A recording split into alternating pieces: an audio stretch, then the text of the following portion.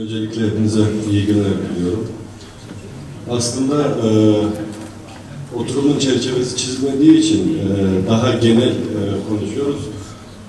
Biraz önceki arkadaşımız Kaffet'in işleyişiyle ilgili sunumunda çok sayısal veriler kullanarak dikkat çekmişti. Onun üzerine farklı konularda konuşmalar gelince biraz daha da onun üzerinde durulmasının çok faydalı olacağını düşünüyorum da. Onu belirttikten sonra aslında bir öz eleştiriyle başlamak istiyorum ben. Buradaki tüm katılımcılar burada katılımın azlığından şikayet etti. Bu birçok derneğimizin de sorunu. Yani gençler ve kadınları bu tür sivil toplum örgütlerine dahil etmenin ne kadar artık bir gereklilik olduğunu hepimiz farkındayız. Çok uzak değil yani. Karşıda Ankara Çerkez Derneği var. Gençler işte giriyorlar, çıkıyorlar, oradalar gördüm de. Ama burada orta yaş üstü bir şey yürüyor birkaç genç arkadaşın dışında. Yani çok uzakta değiller ya gençler. Yolun karşısındalar ve onlar buraya gelmiyorlar.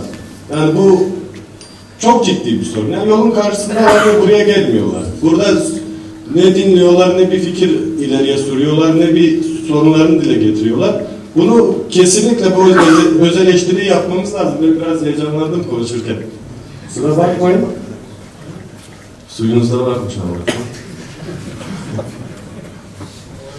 Heyecan aradığımız bir şey zaten. Ben normalde heyecanlanmaz mı?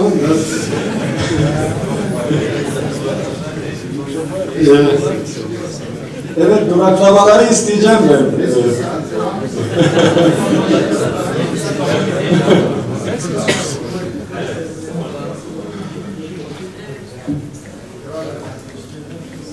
Yine bir öz eleştiriyle ben devam etmek istiyorum. Şimdi şöyle bir örnek vereyim ben. Kayseri'de Hunat Camii işte bizim cenazelerimizin genellikle kaldırıldığı bir camidir. Orada hamadelerimiz toplanırlar cenaze kaldırmaya. İşte 200-300 tane hamademiz orada toplanır. Oradaki herkes kim kimin neyi, kim kimin kuzeni, kim kimin oğlu, kim kimlerden falan hepsi herkesi bilirler ama onlara gidip Kaffet Başkanı kim dediğin zaman hiç kimse bilmez kim olduğunu. Kaffet'in ne olduğunu bile bilmezler. Yani dernekler olarak da sorunumuz bu. Federasyon anlamında çok büyük bir sorunumuz. Halktan kopuğuz yani. Biz sorunlarına çözüm üretmemiz gereken, temsil etmemiz gereken halktan kesinlikle çok kopuğuz. Dernekler olarak da bizim yerelde sorunumuzdur bu. Bazı yerlerde çok fazladır, bazı yerlerde kısmen giderilmiştir. Ve çok güncel bir olay, Rus uçağın düşürülmesi, işte ana-vatanla olan ilişkilerimiz. Ya bununla ilgili turizm sektörüne işte vurduğu darbeden bilmem tavuk eti ithal ediyormuşuz da onları sınırda geri çevirmişler. Bunlar bile haber oldu. Bizi ilgilendiren kısmıyla yani bir haber kanalında bir şekilde olmamız gerekirdi. Yani bunu da herhalde federasyonumuzun yapması gerekir.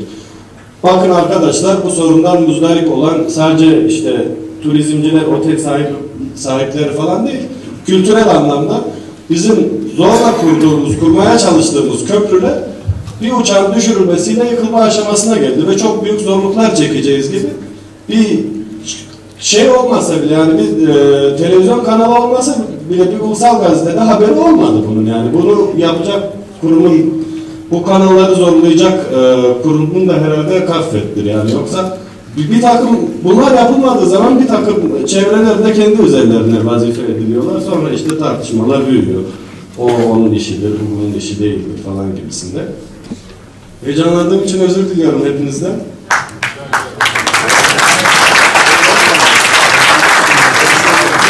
İyi günler.